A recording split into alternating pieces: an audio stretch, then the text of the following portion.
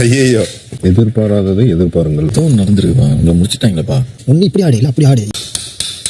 எங்க ரைஸுக்கு இதுக்கு மாமி 7 டிஜிட் வர வரைக்கும் இந்த பெட்டி யாருமே சீண்ட மாட்டாங்க. 3 யாரு எழுதி வச்சுக்கோ. அப்படியே சுத்தி நீ வர.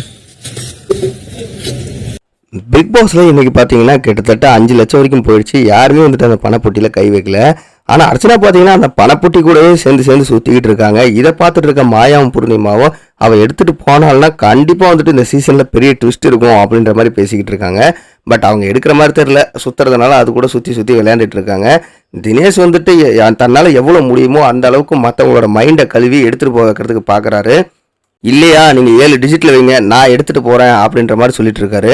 ஆல்ரெடி மாயா வந்துட்டு 10 லட்சத்துக்கு மேல போனா நான் எடுத்துருவேன் அப்படின்னு சொல்லியிருந்தாங்க. இப்போ பூர்ணிமாவும் அதே மைண்ட் செட்ல தான் இருக்காங்க. ஸோ இன்னைக்கு வந்துட்டு அது 10 லட்சம் ஆகலைன்னா நாளைக்கு காலையில எந்திரிக்கும் போது அது 10 லட்சத்துல இருக்கும். ஸோ அப்போ வந்துட்டு மாயா இல்லைன்னா பூர்ணிமா 2 பேரும் ஒரு முடிவுக்கு வந்து எடுத்துட்டு போறது